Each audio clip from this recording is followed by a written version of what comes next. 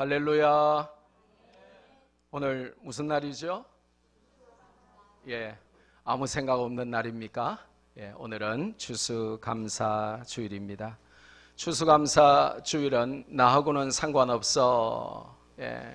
그렇게 생각하시면 안 됩니다. 나는 농부도 아닌데, 내가 추수하지도 않는데 추수감사 주일하고 나하고 무슨 상관이 있지? 그렇게 말씀하시면 안 됩니다. 추수감사 주일은 성도들이 한 해를 돌아보면서 하나님의 모든 은혜와 사랑에 감사하는 그런 아주 뜻깊은 주일입니다. 한 해를 돌이켜 봤습니다. 그랬더니 우리 성도들에게 힘든 일들이 제법 있었더라고요. 성도들에게 질병이 동시에 찾아와서 사용할 일이 없기만을 바랐던 이스라엘에서 사온 어노인팅 오일을 열심히 바르면서 눈물로 기도해야만 하는 안타까운 일들이 있었습니다. 수술과 항암 과정을 이겨내야만 하기도 했고, 어떤 분은 직장을 잃기도 했습니다. 또 원하는 대로 일이 풀리지 않는 분들도 있었습니다.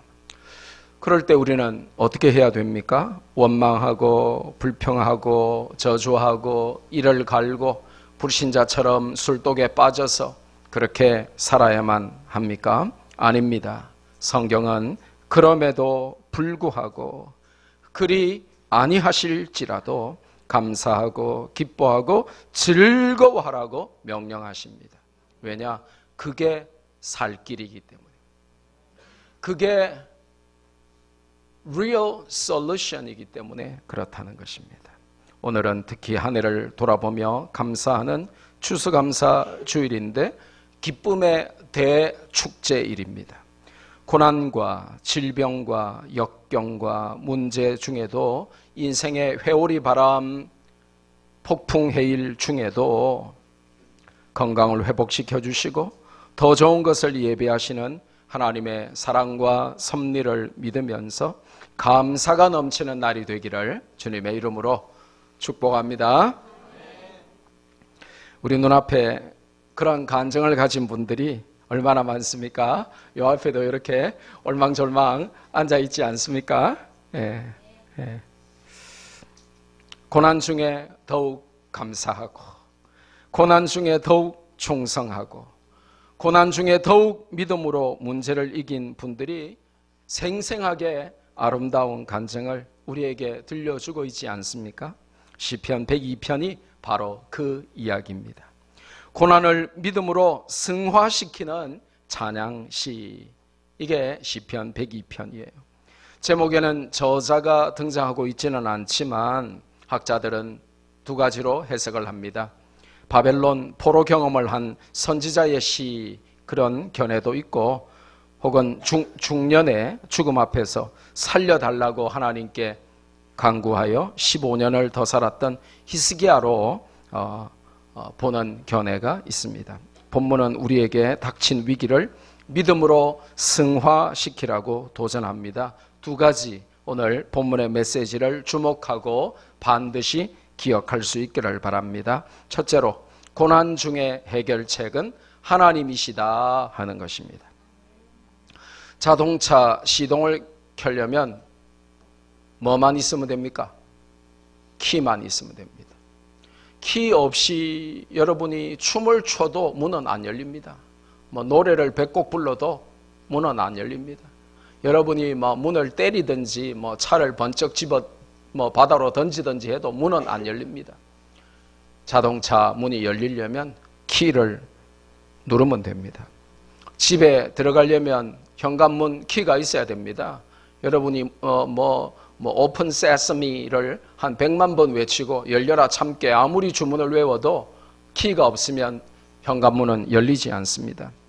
TV를 새로 올레드 TV를 몇백만 원짜리 좋은 걸 샀다고 해서 아무리 최첨단 고화질 TV를 사도 리모컨을 누르지 않으면, 전원을 켜지 않으면 TV는 안 나오는 것입니다.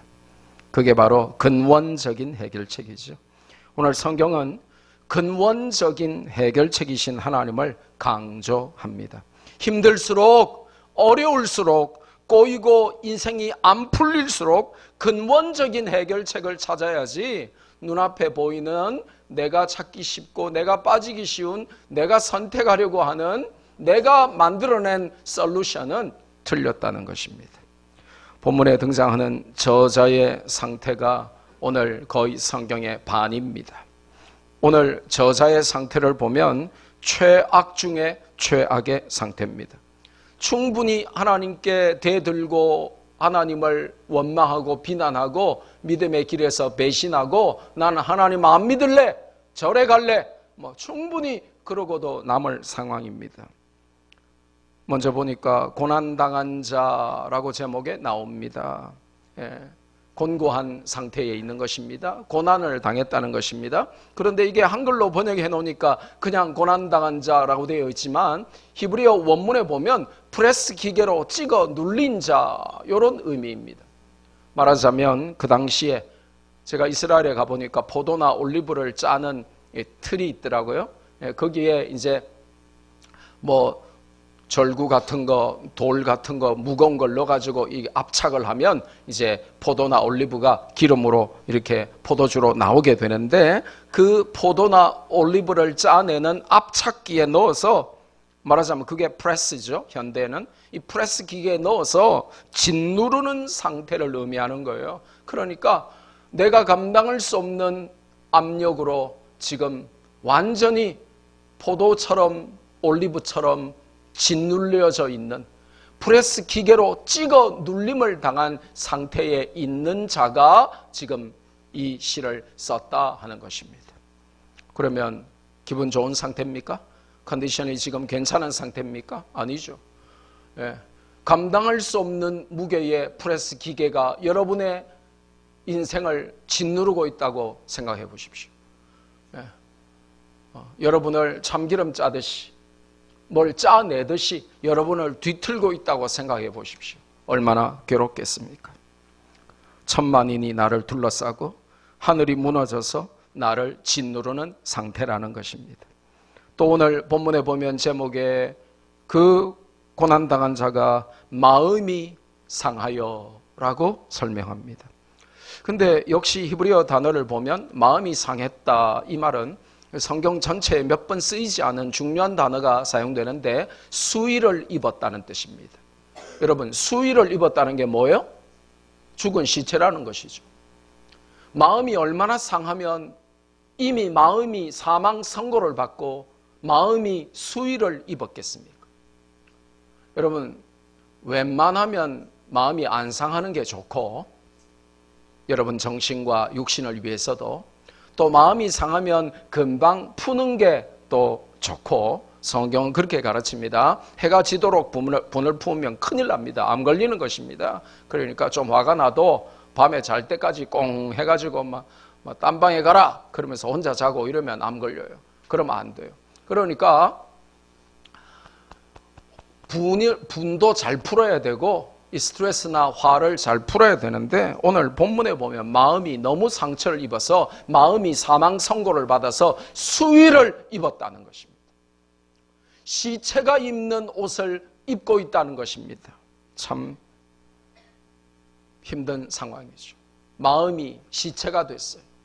얼마나 마음이 상하고 마음이 썩으면 마음이 시체가 됐을까요? 예. 남편 때문에 마음이 시체가 되시면 손 들어보세요. 이러면 많이 들 것 같아요. 자식 때문에 마음이 수위를 입고 계신 분 손 들어보세요. 그러면 몇 분 들 것 같아요. 들까봐 내가 물어보지는 못하겠는데 마음이 수위를 입었다. 얼마나 최악의 상황입니까? 또 근심 중에 있는 자가 지금 오늘 이걸 썼다 그랬으면 근심. 근데 이 근심은 히브리어 단어를 살펴보니까 원통함이에요. 원통함. 여러분, 원통함은 뭐예요? 억울하다는 것입니다. 억울한 것입니다. 여러분 가운데 오늘 억울한 분들 많이 오셨죠? 이래서 억울하고 저래서 억울하고 사람 때문에 억울하고 돈 때문에 억울하고 성적 때문에 억울하고 이래서 억울하고 저래서 억울하고 억울한 분들 많이 오셨죠.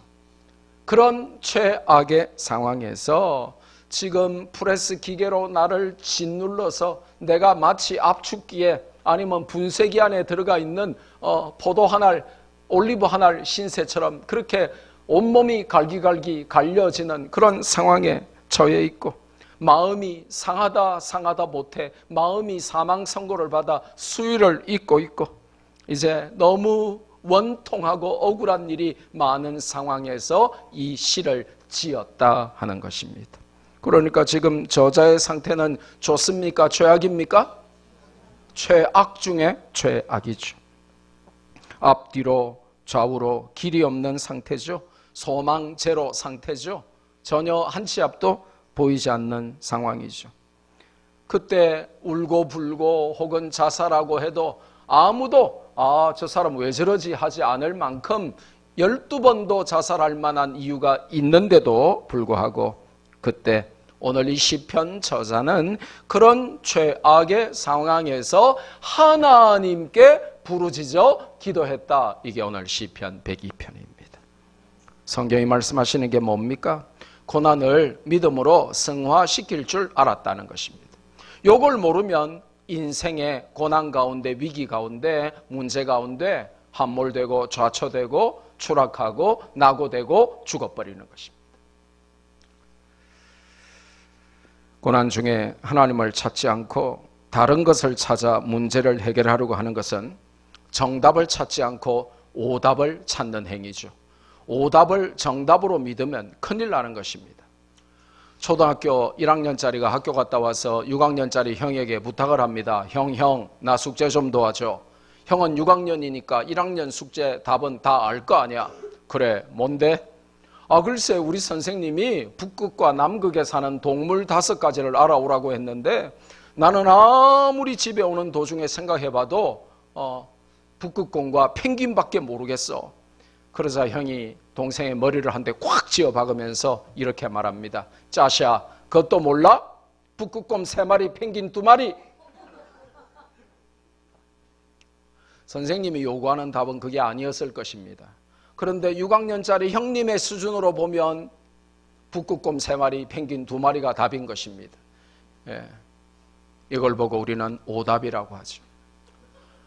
많은 문제들이 우리 인생 앞에 다가올 때에 우리는 나름의 정답을 찾는단 말이에요. 나름의 정답. 그래서 어떤 사람은 인생이 괴롭고 힘들다고 술독에 빠져가지고 늘 술만 마십니다. 그러면 술 마시면 문제가 해결되는 줄 압니다.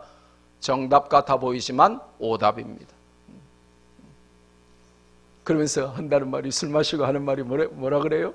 하나님은 다 아시잖아요. 그러면 하나님 100점, 니는 빵점. 술이 정답이 아니죠. 어떤 사람은 스트레스 받는다고 먹어서 해결한답니다. 그럼 평생 이렇게 살아야 되죠. 동글동글하게 살아야 되죠. 다른 말 하면 상처받으실까 봐. 평생 동글동글하게 살아야 돼요. 평생 걸어 다니지 않고 굴러 다녀야 돼요. 먹어서 해결하려고 하면 살도 찌지만 병이 와요. 그리고 남편이 많이 벌어다 줘야 돼요. 어떤 사람은 스트레스 생기면 잔대요. 이 소중한 인생을 밤에 자는 것만 해도 아까워 죽겠는데 틈나는 대로 잡니다. 그러면요, 그 소중한 시간에 책 한 권 읽고 성경이라도 읽고 찬송이라도 듣고 사람들 만나서 교제하고 복음 전할 그 소중한 시간에 잡니다. 여러분, 나이가 들면 내가 나이 들었구나 하는 걸 어떻게 아는 줄 아세요? 잠이 없어져요. 아직 잠이 많다. 내가 아직 젊었구나. 이렇게 생각하십니다. 새벽 2시에 깨가지고 하루 종일 잠이 안 와요. 왜냐? 1초라도 더 살아야 되니까. 악착같이 살아야 돼. 근데 그 악착 같은 그 1초를 잔단 말이에요. 학교 와서도 자고, 집에 가서도 자고, 버스에서도 자고, 지하철에서도 자고. 어떤 사람은 스트레스 생기면 무당 점쟁이를 찾아간답니다. 문제가 오면 그게 정답인 줄 아는 것입니다. 그건 정답이 아닙니다. 진정한 해결책이 아닙니다. 본문에 보면 시편 102편 저자는 하나님께 그 고난을 들고 달려갔습니다. 하나님께 일러주는 것입니다. 우리가 어릴 때 동네 애들끼리 막 놀다가 막 싸우잖아요. 그러면 해결책은 뭡니까? 우리 아버지한테 일러줘. 뭐 그게 해결책이죠. 아버지께 일러주는 것 외에 다른 해결책이 없는 것입니다. 그래야 고난을 믿음으로 승화시킬 수 있습니다.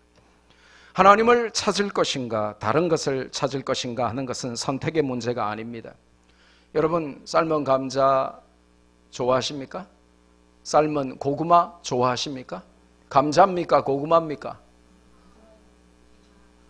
예, 그건 선택의 문제죠. 어떤 사람은 감자를 좋아하고 어떤 사람은 고구마를 좋아하죠. 예, 고구마라고 치면 호박 고구마를 좋아하십니까? 밤 고구마를 좋아하십니까? 예, 저는 밤 고구마가 좋아요. 예, 근데 요새 호박 고구마만 삶아 주시더라고요. 예. 예. 예. 근데 그거는 선택의 문제입니다. 다른 거 선택한다고 해서 밤고구마 좋아하는데 호박고구마를 삶아준다고 해서 그게 내 건강에 안 좋다거나 망하거나 죽는 것은 아닙니다. 취사 선택의 문제죠. 뭐 내 마음에 안 들면 안 먹으면 되고 뭐 그런 것이죠. 하지만 하나님을 찾을 것인가 찾지 않을 것인가 하는 문제는 취사 선택의 문제가 아니다라는 것입니다. 생사가 걸린 중요한 문제라는 것입니다. 특별히 고난 중에 고난이 폭풍해일처럼 회오리 바람처럼 토네이도처럼 우리 인생에 중복되어서 다가올 때에 우리가 달려가야 할 유일한 피난처는 하나님밖에 없다. 이거를 오늘 성경이 알려주는 것입니다. 두 번째로 오늘 본문의 두 번째 메시지 중에 벌써 두 번째를 하는 겁니다. 예. 괴로운 날이 우리 인생에 있다. 성경이 오늘 말씀하시죠. 괴로운 날이 있다는 것입니다. 그리고 그 괴로운 날에는 괴로운 날에 맞는 그 괴로움을 이기는 괴로운 날에 기도도 있다 하는 것입니다. 믿음으로 동의하십니까? 자, 괴로운 날에 특징들이 있어요. 괴로운 날이 내 인생에 찾아오는데 어쩌다가 한번 드물게 마치 쌀에 돌 들어가 있듯이 그렇게 쌀 99만 9,999개 중에 하나에 100만 개 중에 돌 하나 섞여 있듯이 그런 것 말고 괴로운 날에 괴로움이 연속해서 많이 찾아오는데 특징들이 오늘 본문에 굉장히 자세히 나열되고 있습니다. 첫째로 3절에 보니까 내 날이 연기같이 소멸되고 있습니다. 내 인생의 전성기, 내 인생의 황금기가 어찌 그리 빨리 사라지는지 My days vanish like smoke. 여러분 고신대학에 가보셨어요? 오전에 안개가 바로 앞에 있는 사람도 안 보일 만큼 안개가 끼어 있다가 그러다가 점심 먹고 수업 마치고 딱 나와보면 안개 하나도 없어요. 그 연기, 안개 이런 것들이죠. 연기는 뭐 바람 불면 다 사라지죠. 금방 연기 있다가 바람에 날아가서 이 연기 같은 거는 보이지도 않죠. 근데 우리의 전성기, 우리의 황금기가 사라지는데 어떻게 사라지냐 하면 연기같이 소멸되는 날이 온다는 것입니다. 괴롭다는 것입니다. 여러분이 모아놨던 물질이, 여러분이 그렇게 과도하게 아꼈던 것들이, 여러분이 한평생 성취했던 많은 것들이 연기가 바람에 사라지는 것 같이 한순간에 소멸되는 날이 온다는 것입니다. 두 번째로 3절 하반절에 보니까 뼈가 숯같이 타버렸습니다. 내 뼈가 막 불붙는 숯처럼 그렇게 뼈가 탑니다. 여러분 뼈에 지금 류마티스 관절염 이런 거 계신 분 손들어 봐라. 미안하겠죠. 예, 예. 뼈가 타는 느낌을 보통 사람들은 몰라요. 근데 뼈가 부러져 봤거나 잘 부러지는 사람 있죠 여기. 한모군이라고. 뼈가 부러져 봤거나 뼈에 뭐가 문제가 생기는데 뼈가 불붙은 수처럼 타는 그런 아픔이 우리 인생에 온다는 것입니다. 뼈가 타면 어떻게 됩니까? 뼈가 녹아내리면 어떻게 돼요? 죽겠죠. 그런 인생의 고통이 찾아와 내 인생의 괴로운 날을 만들 때가 있다는 것이죠. 4절 상반절에 보니까 그래서 너무 괴로워서 식음을 전폐하게 된다는 것입니다. 여러분, 괴로우면 밥맛이 좋습니까? 덜 괴로워서 그렇죠. 진짜 괴로우면 막 배고픈 게 느껴집니까? 안 느껴지잖아요. 며칠째 안 먹어도 배고픈 줄도 모르잖아요. 초상집 갔는데 뭐 앉아가지고 계속 상주가 먹고 이러는 사람 난 이해가 잘 안 되더라고.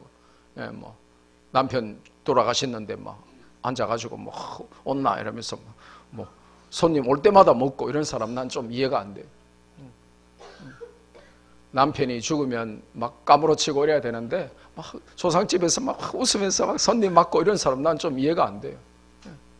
음식 먹기도 잊을 만큼 인생의 괴로운 날이 온다는 것입니다. 네 번째로 보니까 어느 정도 괴롭냐? 4절 하반절에 보니까 마음이 풀같이 시들고 말라버렸습니다. 바깥에 가면 여름에 풀이 얼마나 많이 잡초가 자랍니까? 그런데 그거 탁 베어 놓으면요 금방 시들고 말라버립니다. 마치 베어낸 풀같이 시들고 말라버리는 괴로운 날이 우리 인생에 찾아온다는 것이죠. 5절에 보니까 탄식 소리를 하게 되고, 그것도 영어 성경 번역을 보면 loud groaning이라고 해서 그냥 조용히 탄식하는 게 아니라 어마어마하게 시끄럽게 탄식을 한다는 거예요. 그냥 좀 슬프면 슬프네 그러지만 너무 슬프면 막 엉엉 울면서 비명 지르면서 괴로워하면서 단식하겠죠. 그렇게 시끄럽게 괴롭게 단식을 하는데 그 결과로 I'm reduced to skin and bones. 이게 뭐냐면 피골이 상접했다 하는 영어 표현이에요. 살이 뼈에 붙었다 이런 거죠. 피골이 상접해져서 너무 인생이 괴로워요. 왜냐하면 아까 밥을 안 먹는다 그랬잖아요. 식음을 전폐하니까 살이 뼈에 붙고 그렇게 되겠죠. 그런 날이 인생에 올 수 있다는 것입니다. 6번째로 지금 저자의 상태를 계속 설명하는 겁니다. 6절에 보니까 광야의 올빼미와 황폐한 곳에 부엉이 같이 되어버렸습니다. 이게 지금 한글 성경에 올빼미 부엉이 이래 놓으니까 이게 좀 사실 왜 번역을 이렇게 했는지 저는 의아해요. 왜냐, 여러분이 사전을 찾아보시면 알겠지만 올빼미하고 부엉이하고 같은 새입니다. 그래요? 이렇게 놀라시는 분들은 어릴 때 동화책을 많이 안 읽어보신 분들. 제가 사전 찾아봤거든요. 올빼미하고 부엉이하고 같은 말이에요. 영어도 똑같아요. owl. 영어 못해도 됩니다. owl 이렇게 하면 올빼미, 부엉이가 되는 겁니다. 근데 원래 성경 원문에는 이 두 종류예요. 그러니까 이 당하새라고 되어 있는데 이게 펠리컨을 의미한다라고 학자들이 대부분 말해요. 그럼 앞에 거는 펠리컨이고 뒤에는 부엉이겠죠. 그렇거나 말거나 성경이 오류가 있다는 건 아닙니다. 번역상에 저렇게 해놨다 하는 것입니다. 그래서 강조하려고 하는 것은 새 이름을 강조하려고 하는 게 아니에요. 광야의 올빼미다. 황폐한 곳의 부엉이다. 무슨 말이에요? 외롭다는 거죠. 외롭다는 거죠. 고립되어 있고 외롭고 쓸쓸하고 그렇다는 거죠. 그럴 때가 옵니다. 또 지붕 위에 외로운 참새처럼 밤을 새웁니다. 야, 참 영화 제목 하면 되겠죠. 지붕 위에 외로운 참새. 성경 원문에는 참새가 아니고 그냥 일반적인 새입니다. 새. 그런데 가장 힘없고 약하고 비참함을 강조하기 위해서 아마 한글 성경으로 번역할 때는 그냥 새, 그러면 무슨 새인지 모르니까 참새로 번역한 것 같습니다. 여러분이 외로운 한 마리 새처럼 울부짖으며 밤을 새워야 할 때가 있을 수도 있다는 것이죠. 8절 상반절에 보니까 설상가상의 상황이 펼쳐지는데 원수들이 한 달에 한 번 나를 비방한다 그랬습니까? 1년에 한 번 나를 욕한다 그랬습니까? 원수들이 어떻게? 종일, 영어 성경은 명백하죠. All day long. 하루 종일 원수들이 나를 비방합니다. 여러분, 내 아내가 나를 한마디 해도 열받는데, 내 남편이 나를 한마디 해도 내가 못 참는데, 원수들이 한 번도 아니고 두 번도 아니고 하루 종일 나를 비방하면 어떻게 살겠습니까? 8절 하반절에 보니까 나를 대항하여 미칠 듯이 날뛰는 자들이 있고 그들이 나를 가리켜 맹세한다 그랬는데 히브리어 원문에는 저주한다라고 되어 있어요. 그러니까 미친 듯이 날뛰면서 나를 against, 반대하는 무리들이 있고 그들이 나를 저주의 대명사로 언급하면서 저 사람 봐라 저 사람 봐라 그러면서 에이 잘됐네 그러면서 꼬시네 그러면서 그렇게 저주하면서 나를 저주의 대명사로 그렇게 소개한다는 것입니다. 여러분을 against 하는, 여러분을 대적하는 사람들이 혹시 있습니까? 그게 뭐 우리 성도들이 이 땅을 살아가면서 순수하게 복음 때문에 우리를 대적하는 사람도 있을 것이고 아니면 또 개인적으로 여러분과 원한을 사서 여러분을 대적하는 사람도 있을 것입니다. 근데 그 중에 미친 듯이 날뛰면서 여러분을 저주하는 사람도 가끔 인생에 생긴다는 것입니다. 오늘 이 시편 102편의 저자에게 그런 일이 발생했다는 것이죠. 또 9절에 보니까 죄를 양식같이 먹고 눈물 섞인 물을 마셨다는 것입니다. I eat ashes as my food. 음식을 먹는데 죄를 다 타버린 그 죄를 밥처럼 먹고 mingle my drink with tears. 내 음료수에 눈물을 섞어서 mingle해서 내가 마셨다는 것입니다. 그러면 주식은 뭐예요? 주식은 죄, 음료수는 눈물. 그러면 내 아침밥을, 점심밥을 죄를 주식으로 먹고 음료수로 우리가 커피 한 잔 마시듯이 눈물을 마셨다는 것입니다. 그런 날이 인생에 온다는 것입니다. 너무 괴로운 날이 온다는 것입니다. 10절에 보니까 주께서 분노와 진노로 나를 들어서 던지셨습니다.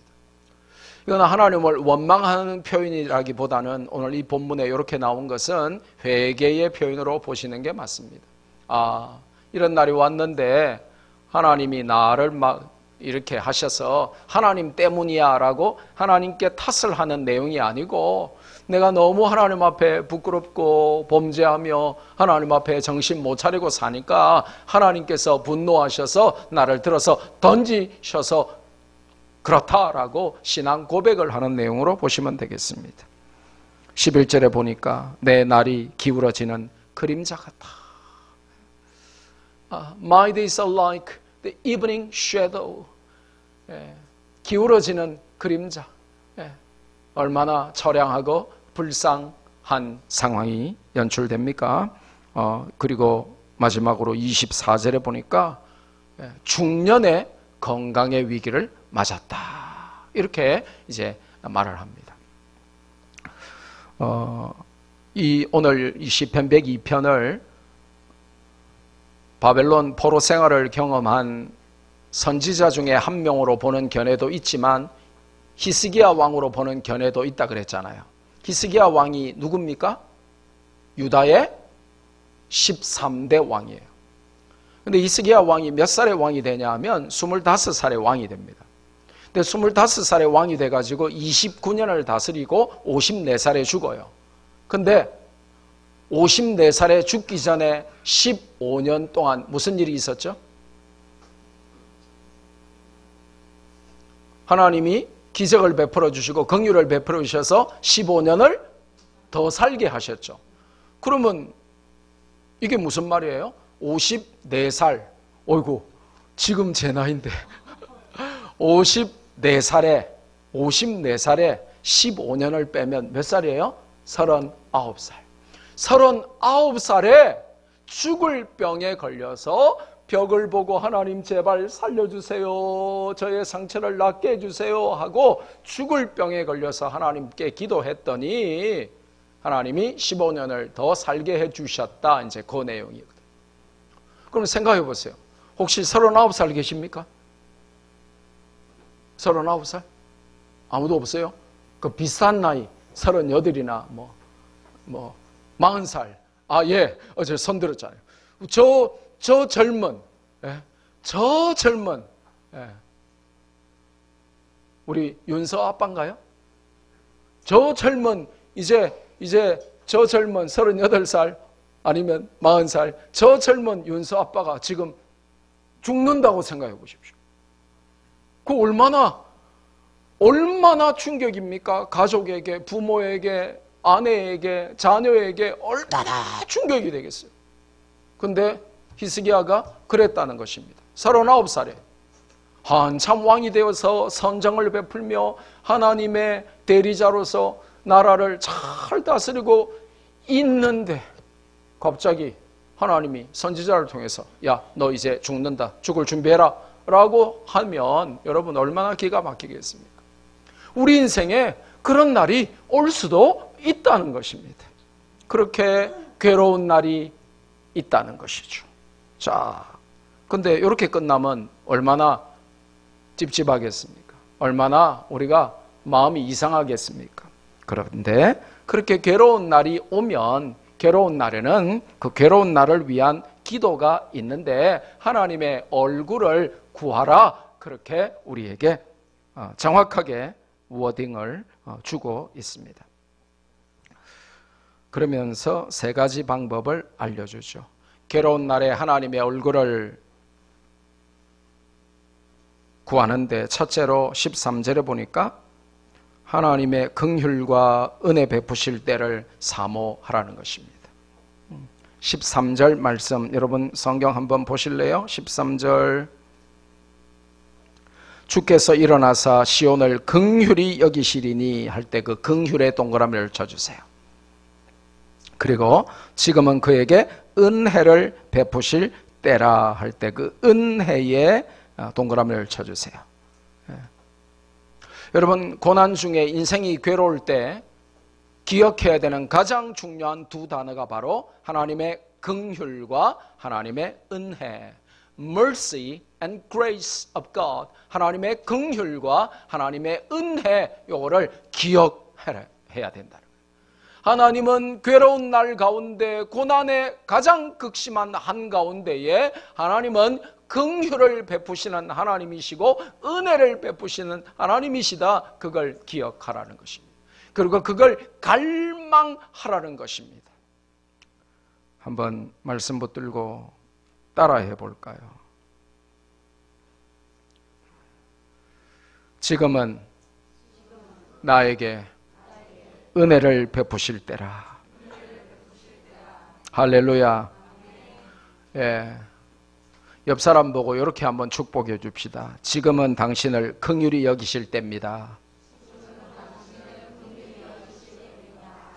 하나님의 긍휼과 은혜에 뭐가 있다는 것입니까? 하나님의 카이로스, 하나님의 때가 있다는 것입니다. 근데 그 때가 언제냐 하면 지금이다. 지금은 하나님이 당신을 긍휼히 여기실 때입니다. 다시 한번 시작.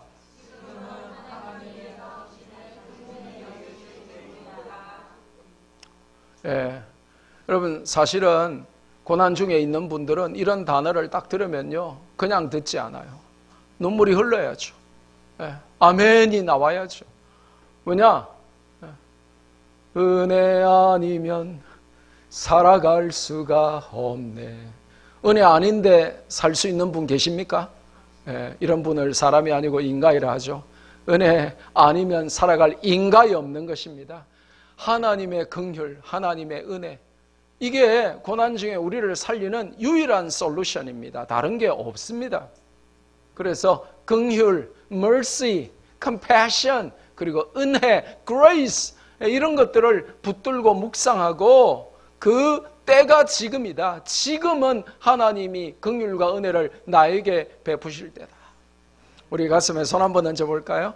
두 손 딱 해서 한번 신앙 고백합시다. 지금은 하나님께서 나에게 이름 한번 넣어서 해볼까요? 두시기에게. 여러분은 두시기 하면 안 되고 자기 이름. 지금은 하나님께서 두시기에게 긍휼과 은혜를 베푸실 때다. 할렐루야. 예, 바로 이겁니다. 이거 아니면 우리가 살아갈 수 없는 것입니다. 이거 아닌데도 뭐 기분이 좋고 이거 아닌데도 넉넉히 산다면 그건 성도가 아닌 것이죠. 예, 그러면 뭐 술로 살아야 되고 사람 만나서 인간적인 술수를 곤모술수를 하면서 생존을 해야 되는 것이죠. 그렇지만 성도는 괴로운 날이 올 때가 있고 그 괴로운 날에는 하나님의 긍휼과 은혜, 하나님의 이 mercy and grace를 바라봐야 한다 하는 것입니다. 할렐루야. 두 번째로 14절에 보니까 돌과 티끌에게도 임하는 하나님의 은혜를 사모하라 그랬습니다.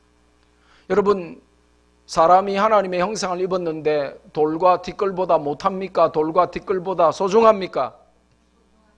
그러면 돌과 티끌에게도 하나님의 은혜를 베푸시면 저와 여러분에게 은혜를 안 베푸시겠습니까? 대답을 하세요. 독해력이 떨어지세요? 청력에 문제가 있으세요? 여러분, 우리가 하나님의 형상을 입었는데 돌과 티끌보다 중요해요? 안 중요해요? 소중해요? 안 소중해요? 그러면 돌과 티끌에게도 임하는 하나님의 은혜가 하나님의 형상을 가진 저와 여러분에게 임하지 않겠습니까? 그러면 이걸 사모하라는 것입니다. 이거는 이제 본문을 이해해야만 이 본문이 깨달았어요. 이게 무슨 말이냐고 하면, 자, 바벨론에 포로로 끌려갔어요. 포로로 끌려갔더니 시온이 그리운 거예요. 예루살렘이 그리운 거예요. 이스라엘 땅에 살던 때가 그리운 거예요. 그 땅에 돌 하나, 풀 한 폭이, 먼지 하나, 티끌 하나, 그것도 그리운 거예요. 그래서 기도하면서 주여 내 고향 산천에 돌아가게 해주세요. 거기 있는 돌들도 하나님의 은혜를 입지 않습니까? 먼지 하나도 거기에 하나님의 은혜를 입고 시온에서 하나님을 찬양하고 하나님의 은혜를 누리지 않습니까? 그러니까 돌과 티끌보다 더 소중한 우리에게, 돌과 티끌에게도 내리시는 하나님의 은혜를 우리에게 내려주세요. 그런 기도를 하는 것입니다. 여러분, 환난과 문제와 핍박과 어려움이 여러분 인생에 왔을 때 여러분은 이 기도를 기억해야 돼요. 저는 하나님의 형상을 가졌는데요, 하나님 아들 예수 그리스도를 믿음으로 말미암아 제가 하나님의 자녀 됐는데요, 돌과 티끌에게도 내리시는 하나님의 은혜를 저에게도 내려 주옵소서. 그 기도를 하라는 것입니다. 예, 여러분이 아무리 부족하고 연약해도 돌과 티끌보다 소중한 존재지 않습니까?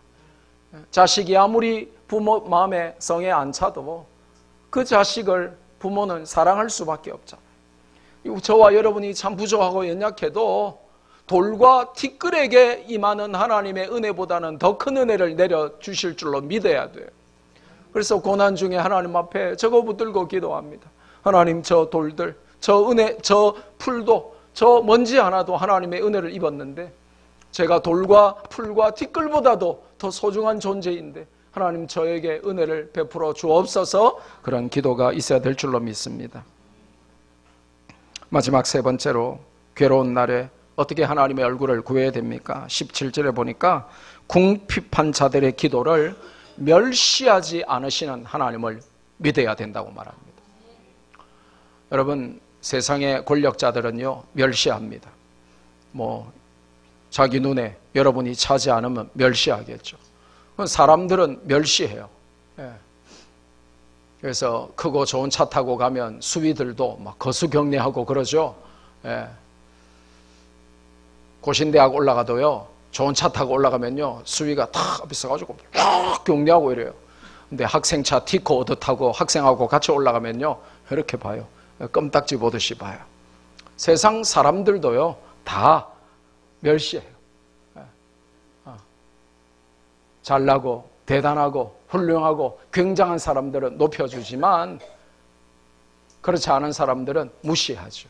그런데 하나님은 가장 궁핍한 자, 오늘 영어 성경은 the destitute, 가장 궁핍한 자 이렇게 번역을 했지만 히브리어 원문은 전혀 다른 뜻입니다. 벌거벗은 자 이런 뜻이에요. 그러면 여러분 생각해 보세요. 여러분이 이 대명천지에 벌거벗고 돌아다닌다. 그러면 아주 마음이 한가롭고 여유로울까요? 아니면 절박할까요? 벌거벗고 돌아다니는데도 마음이 한가로우면 뭐 미쳤겠죠. 아무 생각이 없겠죠. 그걸 봐라 그러면서 막 이렇게 옷 다 벗고 다니면 그 얼마나 웃깁니까? 만약에 여러분이 정신이 온전한데 벌거벗고 지금 거리에 쫓겨났다. 그럼 얼마나 절박할 것입니까? 이게 얼마나 그런 절박한 상황에 있는 자들의 기도를 전혀 despise, never despise, 절대로 멸시하지 않으시는 분이 우리 하나님이신 줄 믿으라는 것입니다. 그래서 마치 대명천지에 벌거벗은 몸으로 쫓겨난 것 같은 이 내 인생의 가장 괴로운 날에도 식음을 전폐하고 뼈가 타들어가고 그야말로 최악의 인생의 고난이 나에게 닥쳐올 때에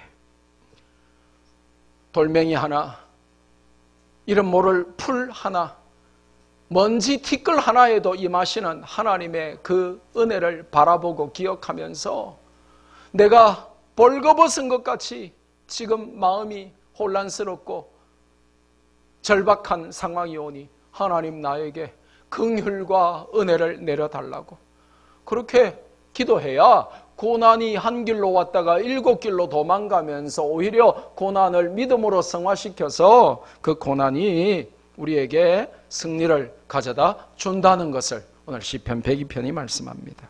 말씀 맺습니다. 오늘 성경은 믿음의 신비한 법칙을 우리에게 알려줍니다.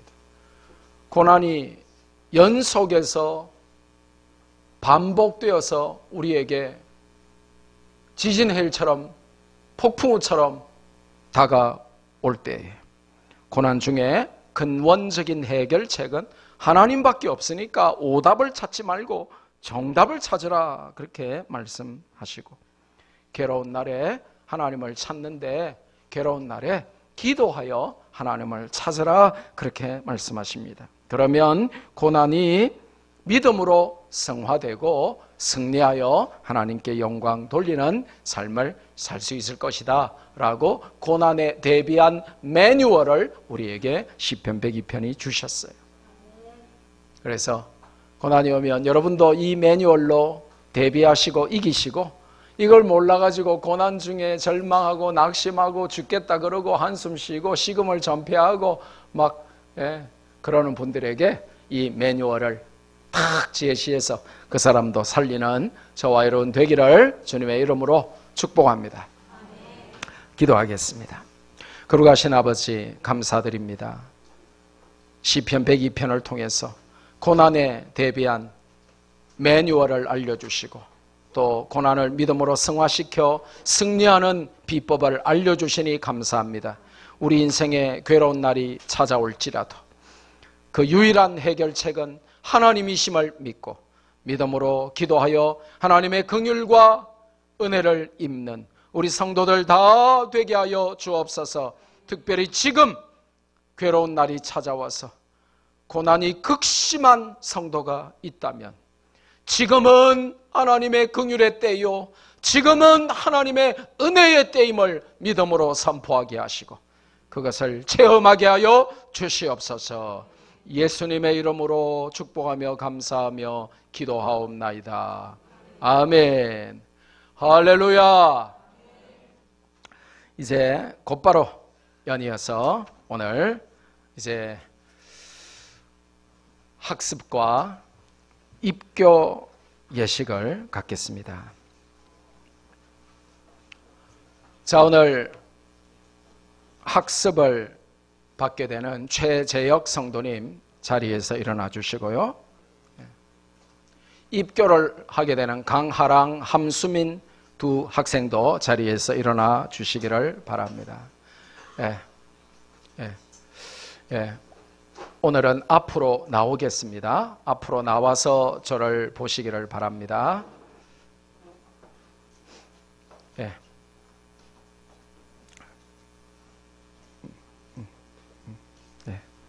먼저 최재혁 성도님께 학습 서약을 하겠습니다. 오른손 들어주시고요. 질문을 4가지를 할 텐데 제일 뒤에 있는 분도 들을 수 있도록 큰 소리로 질문마다 아멘으로 크게 대답하시면 되겠습니다. 최재혁 성도는 이제부터 죄악된 생활을 버리고 참 신이신 하나님만 믿고 섬기기로 서약하십니까? 아멘. 최재혁 성도님은 예수 그리스도만이 우리를 죄악에서 구원하신 유일한 구세주이심을 확실히 믿습니까? 아멘. 최재혁 성도님은 성경을 하나님의 말씀으로 믿고 매일 그 말씀을 읽고 배우며 그 말씀대로 순복하기로 서약하십니까? 아멘. 최재혁 성도님은 주일을 거룩하게 지키며 교회의 예법을 배우며 세례를 받을 때까지 신앙생활에 정진할 것을 서약하십니까? 아멘. 손 내리시기를 바랍니다. 바로 입교 예식 서약을 하겠습니다. 이제 강하랑, 함수민 두 사람은 오른손을 들어주시기를 바랍니다. 3가지를 묻습니다. 물을 때마다 각 질문에 큰 소리로 아멘으로 대답을 해야 합니다.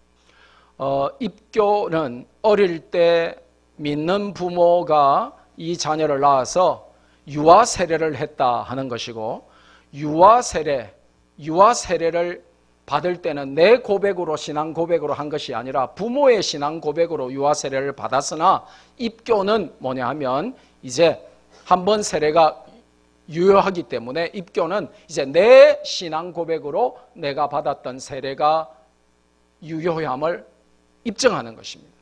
그래서 자기 신앙 고백으로 이제 교회의 일원이 되는 중요한 것이 입교입니다. 3가지 할 때에 아멘으로 각각 대답해 주십시오. 여러분은 창조주이신 성부 하나님과 우리를 구원하신 성자 예수님과 우리를 감화하시는 성령 하나님을 믿습니까? 여러분은 죄악을 온전히 버리고 성령을 의지하여 진리의 말씀대로 순종하기로 서약하십니까?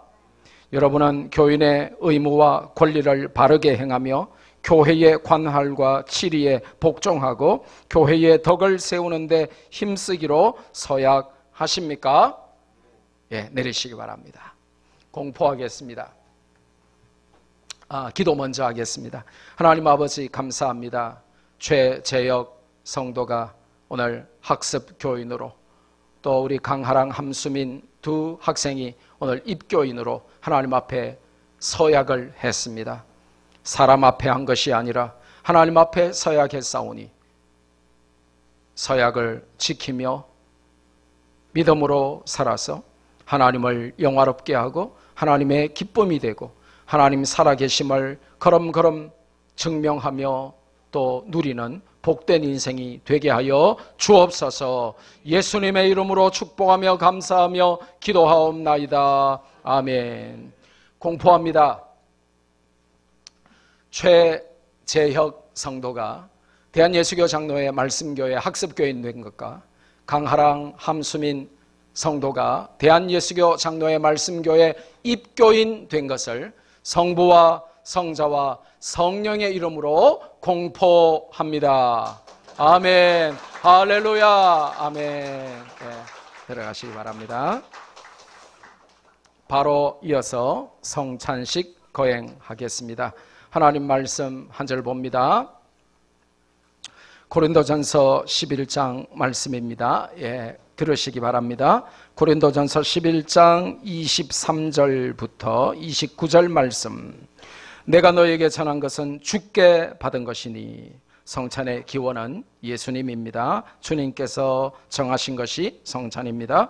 곧 주 예수께서 잡히시던 밤에 떡을 가지사 축사하시고 떼어 이르시되 이것은 너희를 위하는 내 몸이니 이것을 행하여 나를 기념하라 하시고, 성찬식은 주님을 기념하는 중요한 예식이고, 주님 재림 오시는 그날까지 성경적인 교회는 항상 성찬을 통해서 예수님을 기념해야 하는 것입니다.